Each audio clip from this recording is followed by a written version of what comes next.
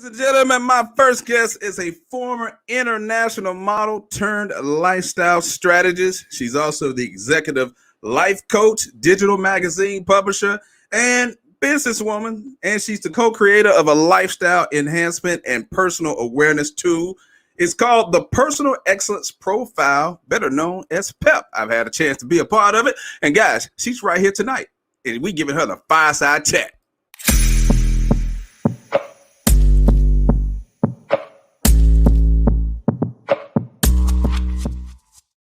Ladies and gentlemen, please welcome to Off the Fence with Finch, Chloe Taylor, bruh. Hey, Finch. What's going on, Chloe? You know, I have been so looking forward to connecting with you. I don't think I've seen your handsome face in a couple of years, so I am just so flattered. Listen, you buttering my bread tonight now. Watch out.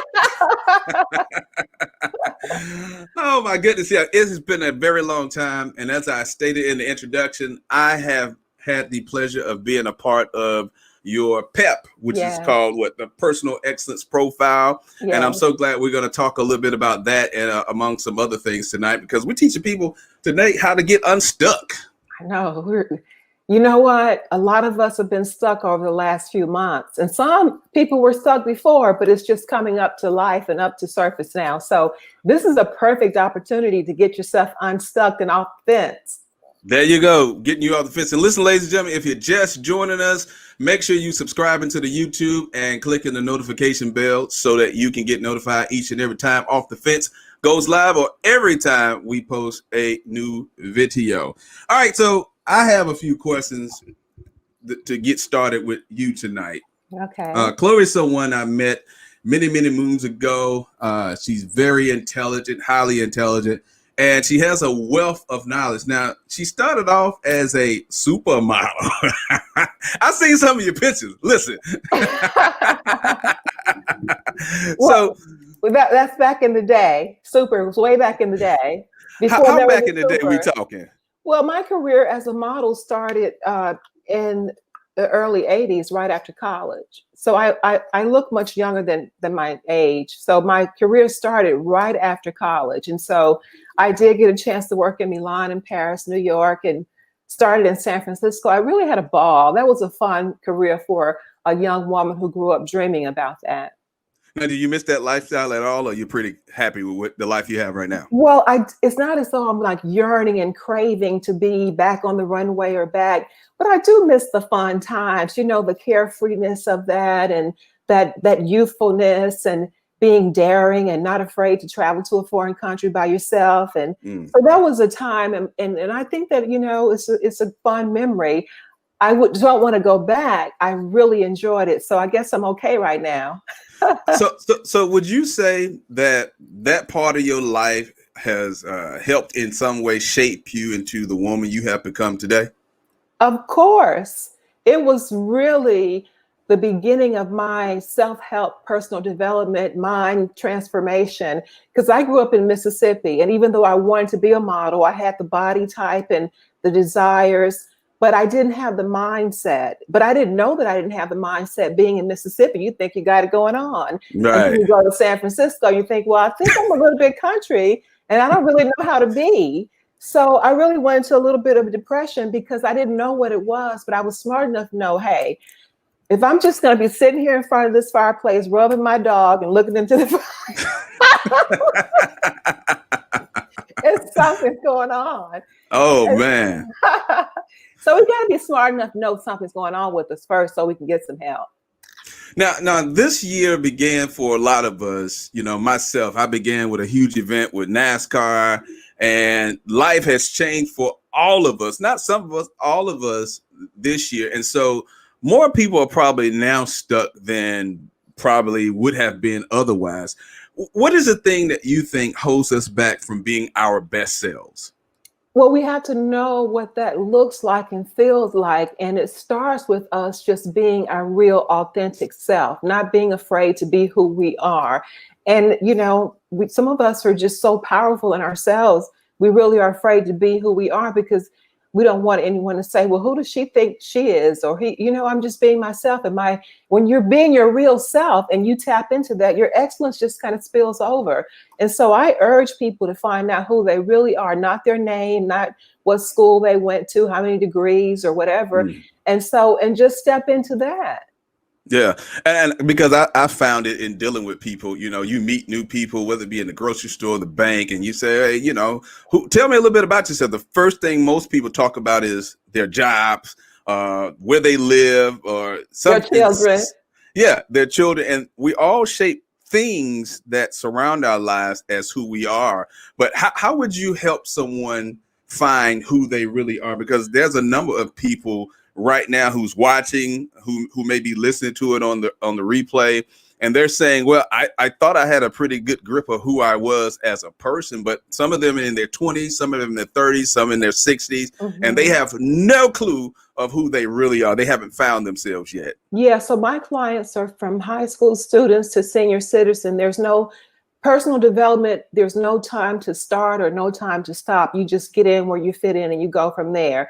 But for my processes, one of the things that I want to do, and I have the first thing a person does is take the PEPMO, because we want to know where they are in their 12 most dynamic, most vital life abilities.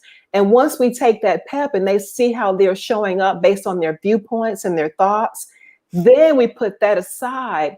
And I call myself an educer of excellence. That means you draw out. So I draw out the best of people, and I have this system, a process called the mantra. So it is your words. It is me drawing out your best.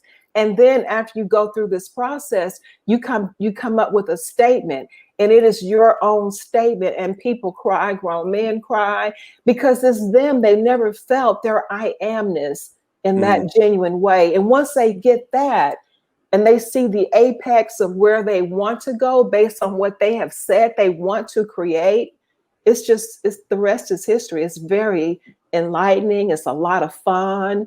You get to define so many new words. You think you know the definition for self and am, and you don't. And so we go through amazing processes. Okay.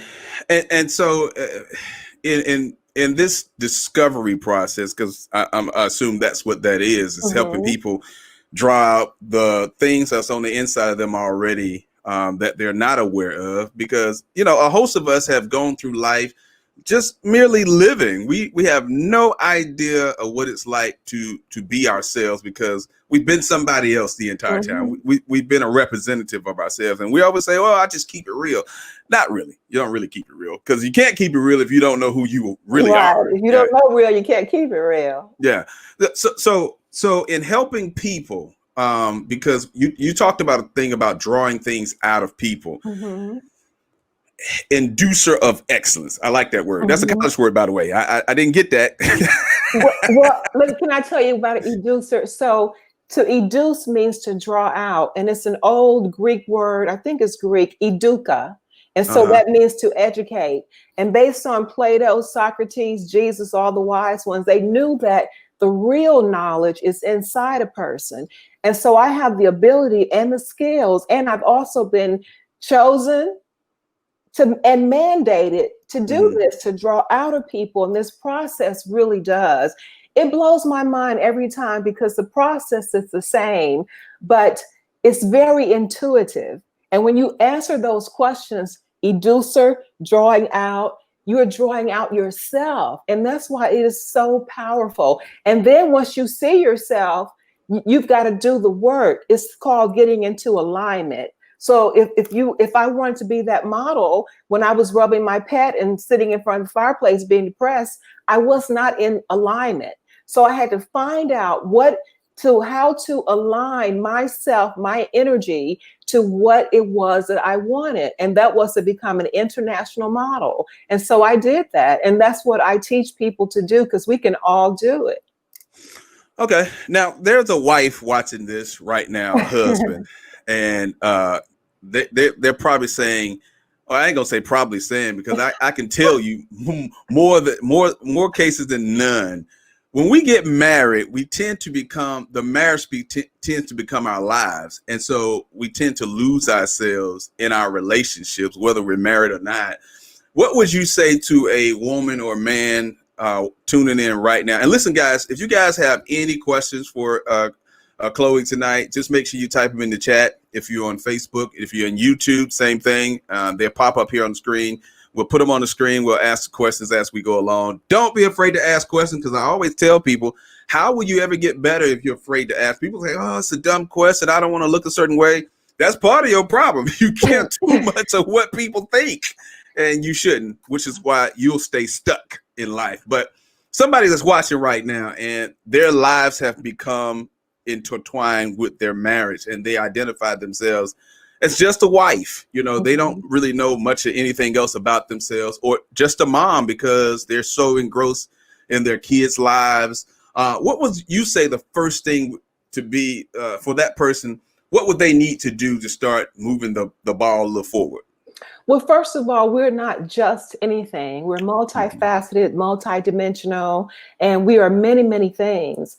And so, especially if you've been in a relationship, you've been married for a long time, you have a few children or one or two, whatever, and you kind of get into that mode and they know you in that one way. And so I could say that when I was being a model and I had two little kids and I came home with makeup, they did not want that model. They wanted mommy.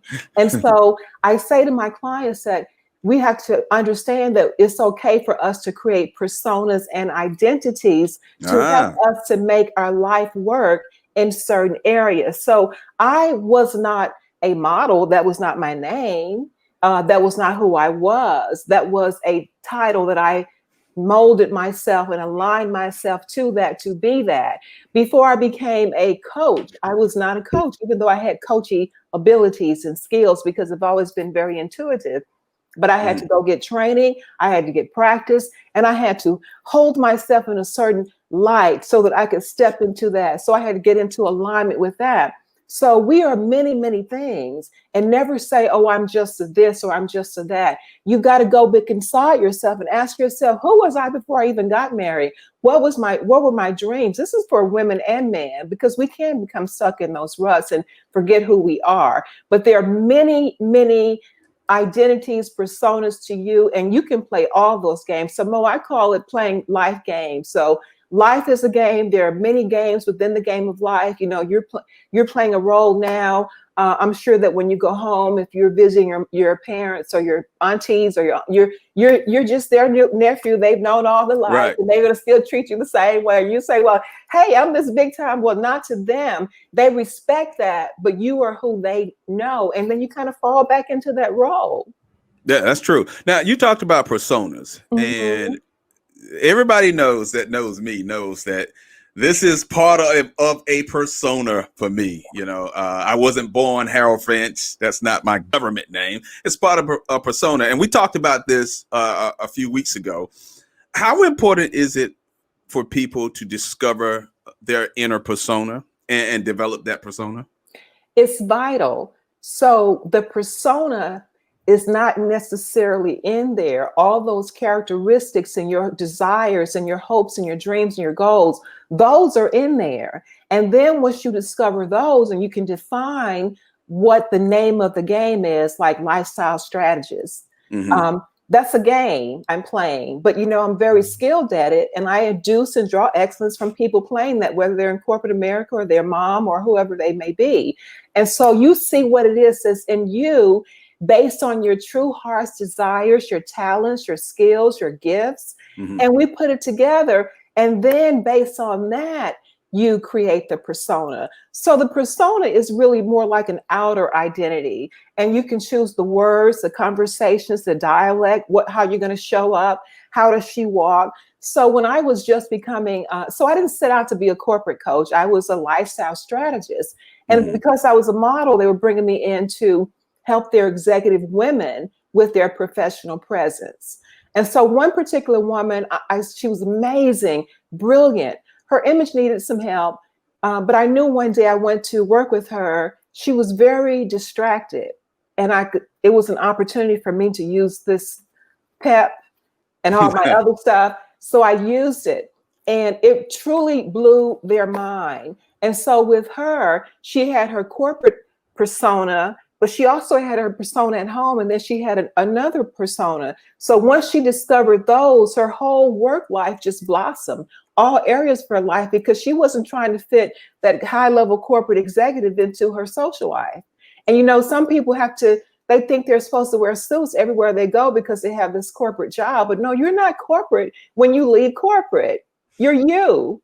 And you get to define those of how you want to go out and play. It's just like if you play tennis a lot, you're going to want to get you some cute tennis clothes and the right sneakers and the rackets. So you're putting on to yourself to go play that game. And that's really the game of life, according to Chloe and my coaching. And it works. And I back up everything. It works. Okay. So someone says here, my persona allows me to work in retail, even though I don't like people. Mm-hmm.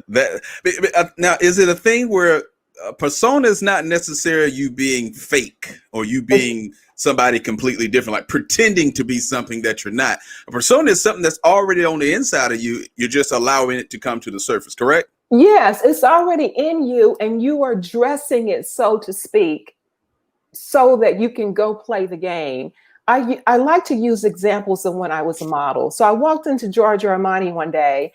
I had not worked for him. It was the wrong day, but they came out to see me. And this was in the 80s. So the guy kept touching my shoulders because he just didn't think anybody had shoulders as broad that didn't have on shoulder pads. And so he goes out to get Giorgio Armani because they were fascinated with my shoulders of all things. And so, of course, I got booked for the job. But they didn't hire me because they had hundreds and hundreds of models coming in. They hired me because I fit the persona that Giorgio Armani was looking to put in the show. Right. And so, but it was authentic. I wasn't faking. I dressed that part and I spoke that language and I moved my body that way. And so based on what you want to accomplish, you got to do a little bit of homework to see, now, how does she show up? Because Helena is one of my personas. She's completely different from Helen. Helena, I don't know how. What does she do? Well, Helena's not, she doesn't go out into the public, but she comes inside of me if I have to go into make deals. She's very confident. She's very stylized. She doesn't get as excited as I do. And so she holds her position very, very poised like, and she's a great listener without getting excited, because I get really excited. Can't you tell that I'm just I live my life in the spirit of play. I'm not serious, but Helena knows how to take it down, and she knows how to go ask for the money as well. So she's the person I need to call when I need to get the money deal done. Yes. Don't call Chloe. call Helena. She's the one to call. Yes. And so I don't use the persona Hell Ann anymore. When I was a broken woman, I lost one of my children, and it's been some years ago, but I had to work myself back up because I lost a lot of energy. And you know, your energy is directly proportioned to your excellence. And if it dissipates, you lose your power. And so that's what I had done, lost my power because I was in grief for so long. Mm-hmm. And so you kind of lose, you know, yourself. You have a lot of insecurities and uncertainties. And so when I was working with my coach, they was like, you got to just get it back. You know, how were you as a kid? And I was thinking, oh, my dad used to call me Hellcat, a hellion, because I was tough growing up in Mississippi with 2 older brothers, 2 younger brothers. So I used to hang out with them. And so I said, yeah, I was pretty tough as a kid up until I was about, 16. Mm-hmm. And so I went back and I thought, how does she hold her position with 4 brothers? And so that's where the Hell Ann comes in. But I don't need her that much anymore. I don't need to show up as that persona, because between Chloe and Helena, I think we got it handled. So for the person that talked about being, and someone says, oh, that's good. And I think that's excellent, because I think learning about who we are as individuals, that's part of that process. When you know who you are, Somebody says she sounds like me. I had 3 brothers. You got to get in there and jockey your foot. You got to hold your position. You gotta hold your position. Well, why do you think people stay on fences about various things? Uncertainty, insecurities, they don't make great decisions. So our setup for our life is only as good as our decision-making ability. Because if you can't decide what you want, you're not going to be able to take the appropriate action. You're not going to have certainty because you're not taking the action. So I say one of the main things after knowing yourself, that is first and foremost, you got to, all the self-efficacy, you got to have self-value, self-worth, self-esteem, knowing what you can make, what you can create. And then you've got to get into a position of presence to be able to hear from yourself and to be in alignment with yourself. And also get some spiritual downloads. And when you get those downloads, Mo, when you hear from yourself, you got to consider and make some decisions.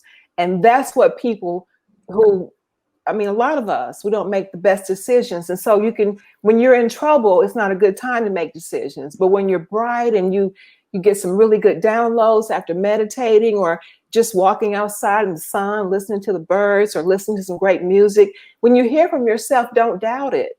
You know, Mo, a lot of people go to church and they say, "Oh, girl, I heard from God." Oh, they be lying. But Mo, sometimes they do, but they don't make decisions about what they heard. And so it's like you didn't hear anything. And like I said, your decision is your setup for what you're going to accomplish.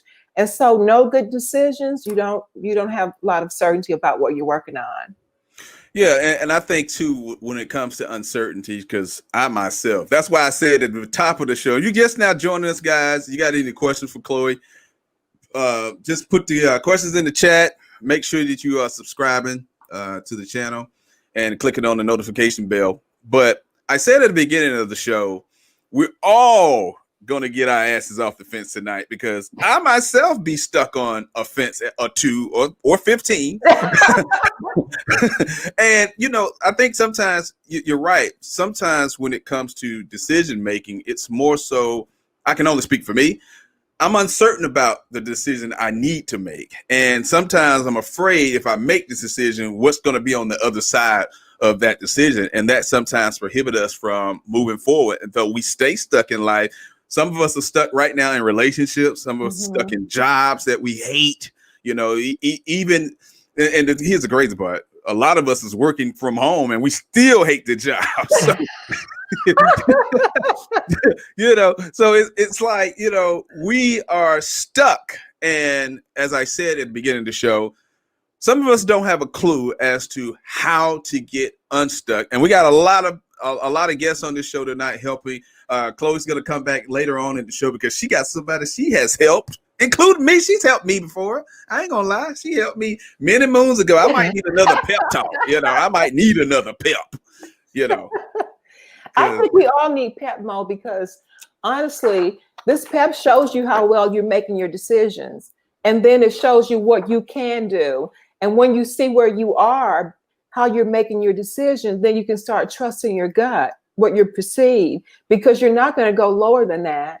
So This is amazing too, Mo. It's time for you to get your pep on again. You got that right. And here's the thing too. We can have a lot of traumatic things happen in life itself. And it kind of throws us off and shakes our confidence in a sense because I'm a believer. It doesn't matter what you've accomplished in life. If you're not at that point today, or you've been at a point before, sometimes that helps push you a little further away from where you believe you can go. And now you don't have the confidence to do a number, not even just the things you used to do, but you don't have any confidence to do anything else to move you forward. So you stay stuck in that cycle. And you know what, Mo, the first thing you do is just you have to make a decision about what you want. Even if I want some chocolate cake when this show is over, I got to say, okay, am I going to bake it? Am I going to go to Kroger? Am I going to go to the baker? Am I going to get my sister to do it? I've got to, then once I make the decision that I want chocolate cake, then I've got to communicate to myself, how am I going to get it?